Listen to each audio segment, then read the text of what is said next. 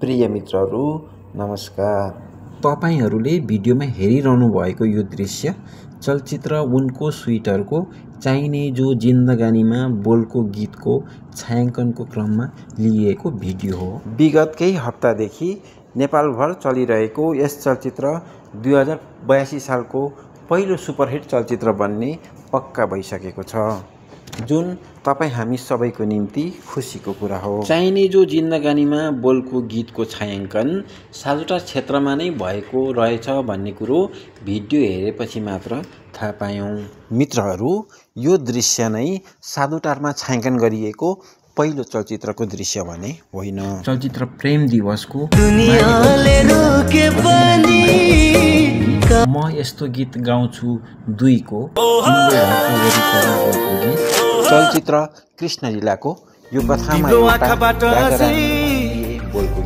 चलचित्र जारीमा रहेको लगभग 4वटा दृश्यहरू लगायत अन्य दर्जनौं चलचित्रका केही दृश्यहरू साथै सयौं म्युजिक भिडियोहरू सालुटारमा यसभन्दा अगाडि नै छायाङ्कन भइसकेको छ।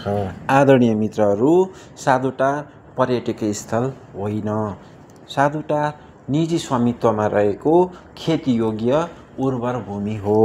त्यसैले सालुटारको विषयमा वडा तथा नगरपालिकाले कहीँ कतै चासो लिएको तपाईँ हामीले सुन्न अथवा देख्न पाउँदैनौँ र यस विषयमा वडा तथा नगरपालिकासँग हाम्रो कुनै गुनासो नरहेको जानकारी गराउँदछौँ। मित्रहरू, जब सालुटारमा स्थानीय पर्यटकहरूको आकर्षण बढ्यो त्यस समयमा हामीले एउटा सार्वजनिक शौचालयको अभावको महसुस गर्दै स्थानीय जनप्रतिनिधिहरूसँग हामीले सहयोगको अपेक्षा गरेका थियौँ। जवाफमा 25 रोपनी जग्गा, कम्तीमा पनि 25 रोपनी जग्गा वडालाई दिनुपर्ने उहाँहरूको प्रस्ताव हामीप्रति थियो, जुन प्रस्तावलाई हामीले अस्वीकार गरेका थियौँ।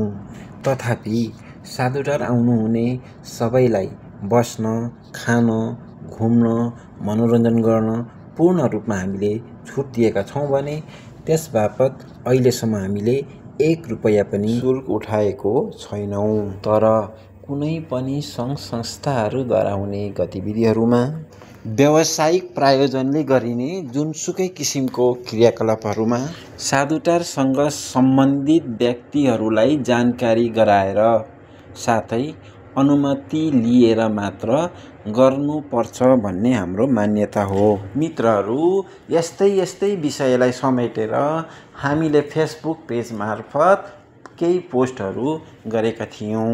उक्त पोस्टलाई हेरिसकेपछि चलचित्र उनको स्वेटरको लाइन प्रोड्युसर हुँ भन्ने एकजना व्यक्ति व्हाट्सएप च्याट मार्फत मसँग जोडिनु भएको थियो। उहाँ भन्दै हुनुहुन्थ्यो कि उनको स्वेटरसँग सम्बन्धित त्यस पोस्टलाई हटाइदिनु होला, किनकि सालुटारमा सुटिङ हुनुभन्दा अगाडि हामीले स्थानीयहरूसँग, यहाँका जनप्रतिनिधिहरूसँग, समग्रमा वडा कार्यालयसँग, यहाँ नजिकै रहेको स्थानीय सुरक्षाकर्मीहरूसँग साथै जिल्लामा रहेको जिल्ला प्रशासन कार्यालयमा समेत जानकारी गराएर अनुमति लिएर मात्र हामीले सुटिङ थालेका हौँ भन्ने उहाँको दाबी थियो। सालुटारसँग सम्बन्धित व्यक्तिसँग चाहिँ तपाईँले न जानकारी गराउनु भयो न अनुमति लिनुभयो भन्ने मेरो जिज्ञासामा उहाँ भन्दै हुनुहुन्थ्यो, मैले सकेसम्म सबैसँग गरेको, व्यक्तिहरू सबैसँग गरेँ, तर तपाईँलाई मैले यो फेसबुकमा चाहिँ जानकारी गराउन र अनुमति दिन सकिनँ रहेछु, त्यसको लागि सरी। अर्कोपल्टदेखि मैले अथवा हामीले कुनै पनि कार्यक्रमहरू सालुटारमा गर्नु पर्यो भने मैले तपाईँलाई यही फेसबुकमा नै निवेदन दिनुपर्छ हो भन्ने खालको एउटा बौद्धिक तर्क गरिराख्नु भएको थियो उहाँले।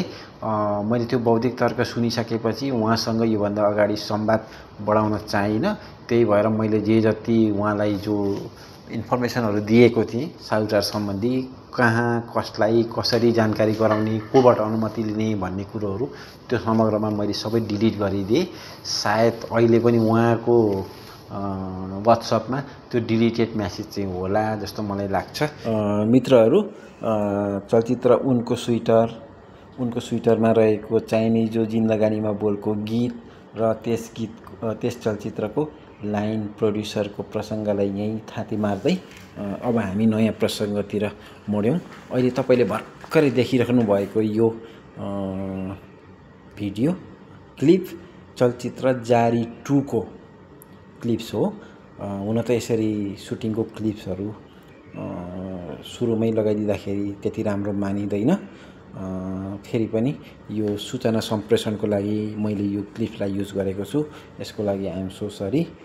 2 दिन अगाडि मात्र चलचित्र जारी 2 को केही दृश्यहरू सालुटारमा छायाङ्कन भएर गइसकेको छ।